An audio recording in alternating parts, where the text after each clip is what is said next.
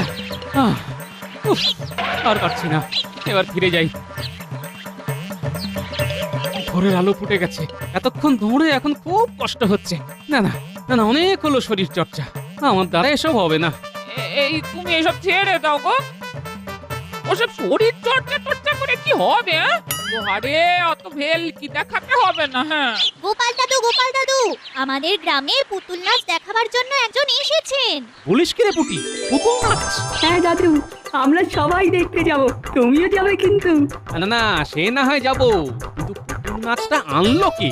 আমাদের গ্রামে তো কেউ সেরকম নেই যে পুতুল নাচ দেখায়। আরে না দাদু, আমাদের গ্রামের কেউ না, বাইরে থেকে এসেছেন উনি। সে কি, বাইরে থেকে? সে যাই হোক, তুমি পুতুল নাচ দেখতে আমাদের সঙ্গে যাচ্ছ। কি রে, এই নাপলা গুলটের পুটি, তোরা তো শুধু তোদের দাদুকে বলছিস, এই কই আমাকে তো বলছিস না? দিদা, তুমি যাবে? হ্যাঁ, আমি পুতুল নাচ দেখতে খুব ভালোবাসি। ছোটবেলা কত দেখেছি। তাহলে ওই কথাই থাকলো, সবাই মিলে পুতুল নাচ দেখতে যাব। ঠিক আছে, তোরা এখন আয় দেখি। দেখতে দেখতে অনেক বেলা হতে চললো রে। তোদের দাদুকে এখন স্নান খাওয়া দাওয়া সেরে রাত সবাই যেতে হবে তো। ঠিক আছে দিদা, আমরা এলাম।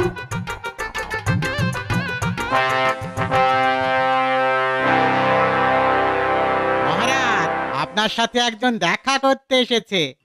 আচ্ছা আচ্ছা আচ্ছা, ঠিক আছে ঠিক আছে, পাঠিয়ে দাও। মহারাজ, আমার নাম অবিনাশ। আমি ভীম রাজ্য থেকে এসেছি আপনার রাজ্যে পুতুল নাচ দেখানোর জন্য। আপনাকে ও আপনার সকল সভাসদদের পুতুল নাচ দেখতে যাওয়ার জন্য আমন্ত্রণ জানাচ্ছি মহারাজ। বাবা বাবা বাবা, এ তো দারুণ সংবাদ। শোনো ভাই, আমি ও আমার সভাসদ নিশ্চয়ই যাব। আগামীকাল বড় মাঠে একটা মঞ্চ করে আমি খেলা দেখাবো। আমি তাহলে আসি মহারাজ। হ্যাঁ, এসো এসো এসো। এই দিকে তাকিয়ে দেখতে থাকুন, পুতুল সোনার নৃত্য। হাসিতে খুশিতে গানে গল্পে ভরবে সবার চিত্ত। সোনা নাচিতে দেখি তিনটে কেটে না, তিনটে কেটে না, নাচিতে সোনা। সাবাস সাবাস, এই তো একেবারে অবিকল মানুষের মতো নাচ করছে। দারুণ দারুণ দারুণ। দারুণ দারুণ। দেখো, এই পুতুলটি কথা বলতে পারে নাকি? না, কথা বলে না। কাকু, জানো তো আমরা পুতুল নিয়ে খেলি। পুটি তো পুতুলের বিয়ে দেয়। বাহ বাহ, ভালো তো, ভালো ভালো। এই তো বয়স। এই নাও, তোমরা সবাই একটা করে পুতুল নাও, এদেরকে নিয়ে বাড়িতে খেলা দেখাতে।